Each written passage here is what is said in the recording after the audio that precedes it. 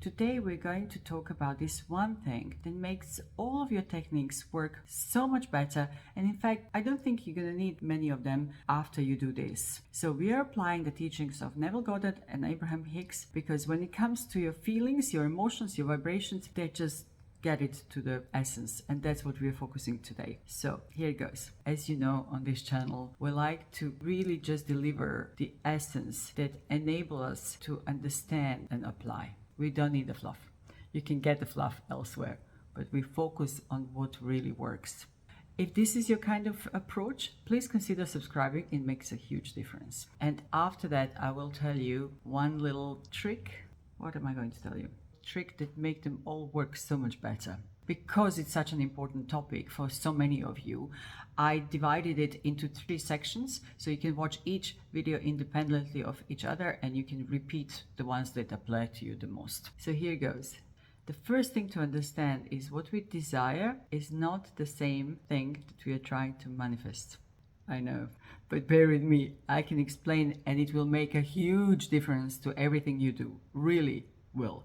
So the essence of the teachings comes down to this. When we wish for something, when we desire something, it is not about how wonderful, beautiful, desirable, attractive this thing is. As ever with manifesting, it always comes back to us. And this is why. When you desire something, when we all desire something, it's never about that something.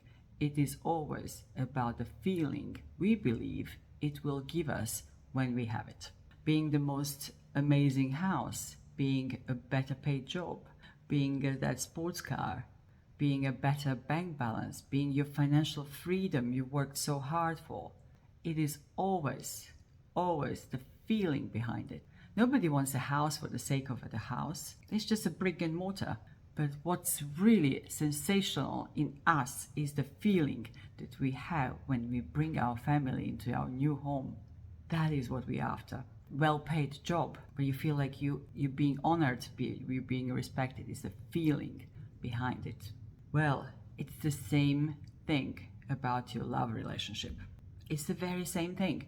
They can be the most attractive, appealing, beautiful person on the planet. It is always about the feeling in you that you will have when you're in this relationship. So you see why Neville and Abraham come here very handy. So let's see how we can do that. So very simply, to repeat, we are always after that feeling of our manifestation. So when you think about your specific person, your special loved one that you want to manifest in your life, what are the feelings you have when you put yourself into his arms or her loving relationship? What are the feelings? You can feel it, right? It's the happiness. It's about being loved. It's about being fulfilled. It's a joy. It's the excitement. It's the attraction. It's the fulfillment. It's the ... You feel it in. And those feelings, you don't have to name them. You can just feel it. That warm feeling in your heart with a little bit of butterflies. It just makes you feel alive. And that feeling is your magic wand that you use to attract your special person. Let's see how we do that. You don't need to get very far into the teachings of Abraham and Neville to find that the feeling is the secret, that like attracts like, and that getting into your vortex is the key to all of your manifesting, right? Yeah, so that's a theory. But what happens in real life is we are sitting in our room alone and not feeling like that. We are very much aware of that special person not being here. So how can I feel that when they're obviously not with me? Well, you know, whenever you're thinking, feeling that absence, you know you're holding the wrong part of the stick. I don't know if you remember, if Abraham is still talking about it, but 10 years ago they were talking about your desire has 2 ends. On one is the fulfillment of your desire, on the other one is lack of it.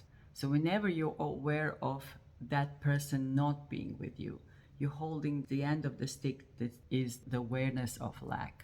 When you are aware of something not being present in your life, you're actually vibrating at the frequency of its absence. So you see, it's actually the opposite of the wish fulfilled. When you are aware of anything missing, anything that is currently not in your life, you're actually holding to the wrong end of your desire. You're holding on to the lack of your desire. So how do we get ourselves from physically not being with our special person to feeling as if we are? If we have never been in that situation with that person, how do we ever, and this is a question that I get asked a lot. By the way, I love your questions. It fills my heart with joy to see that you are actually asking and benefiting from this knowledge that we are sharing here. So please don't hesitate to ask. I'm very happy to receive your questions. I get asked, how do I feel something that I never had in my life? So here it is. We humans are very focused on the reality, on what's around us in the material. We are too reliant on our senses. If I can touch something, if I can see something, if I can smell something, it's here. For everything else, we are very doubtful. When you're trying to manifest anything really, your reality, your material world is not your friend. So if you can, suspend the judgment or the vision of the reality around you as the only reality out there. So just suspend it. You don't have to go too crazy there. Yeah, just suspend it. Don't go any further.